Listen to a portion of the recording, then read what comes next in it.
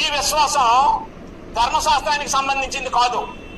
ఈ విశ్వాసం ధర్మశాస్త్ర సంబంధులు ఎవరికి లేదు. మృతుల పునరుత్థానానికి సంబంధించిన విశ్వాసం ధర్మశాస్త్రానికి సంబంధించింది కాదు. వాళ్ళు ఏం చేశారంటే క్రియల ద్వారా నీతిమంతులుగా తీర్చబడాలని ఆలోచించారు.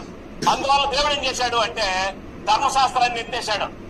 ఈనాటికి కూడా ధర్మశాస్త్ర సంబంధమైన క్రియల మూలముగా మనుషులు నీతిమంతులుగా తీర్చబడాలని ఎరగరా ఆ దేవుడు తీసేసినటువంటి ధర్మశాస్త్రాన్ని, మనుషులు నీతిమంతులుగా తీర్చలేనటువంటి మోషే ధర్మశాస్త్రాన్ని విశ్వాసానికి కలిపి బోధించినటువంటి వ్యక్తులు ఈనాడు ఉన్నారు. పౌలు కాలం నాడు ఉన్నారు, పేతురు కాలం నాడు ఉన్నారు. లేదా అంటే ధర్మశాస్త్రాన్ని దేంతో ముడివేయడానికి అవకాశం లేదు, విశ్వాసంతో ముడివేయడానికి అవకాశం లేదు. రోమిలికి రాస్తూ పౌలేమన్నాడంటే నీ ఒక్కగానొక్క కుమారుడు ఇస్సాకును నాకు బలిగా ఇస్తావని దేవుడు అబ్రహాముని అడిగినప్పుడు అబ్రహాం తన కుమారుడిని బలిచ్చాడా లేదా?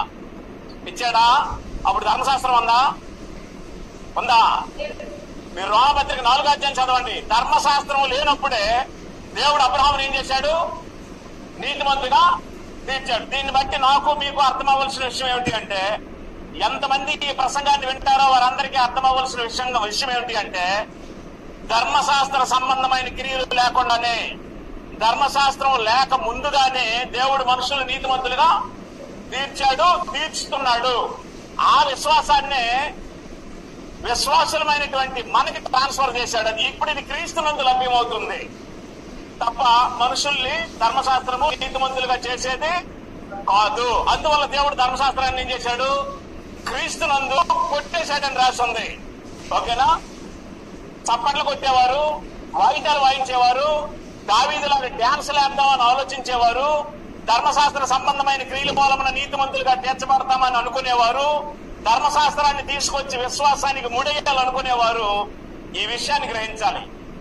చెప్పాడు అపోస్తలుల కార్యములు 13:29 ధర్మశాస్త్ర సంబంధమైన క్రియల మూలమున ఏ మనుషుడు దేవుని ఎదుట నీతిమంతుడని తీర్చబడ్డడు.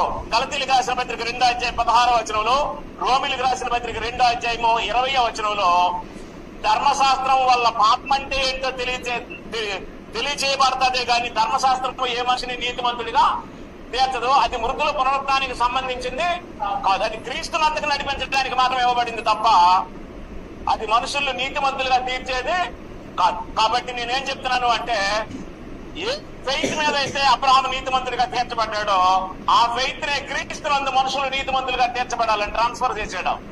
ఇది వేరొక విశ్వాసం కాదు, వేరొక మత కాదు, వేరొక ఉద్దేశం కాదు. అప్పుడు దేవుడు ఏం చేశాడు అంటే, నీ ద్వారా భూలోక వంశాలన్నీ ఆశీర్వదించబడతాయి అన్నాడు. ఆదికాండం 12వ అధ్యాయం 1-2 వచనాల్లో దేవుడు అబ్రహాంతో మాట్లాడినప్పుడు నీ ద్వారా భూలోక వంశాలన్నీ ఆశీర్వదించబడతాయి అన్నాడు. భూలోక వంశాలన్నీ అంటే 12 గోత్రాల భూమి మీద ఉన్నటువంటి ప్రజలందరూ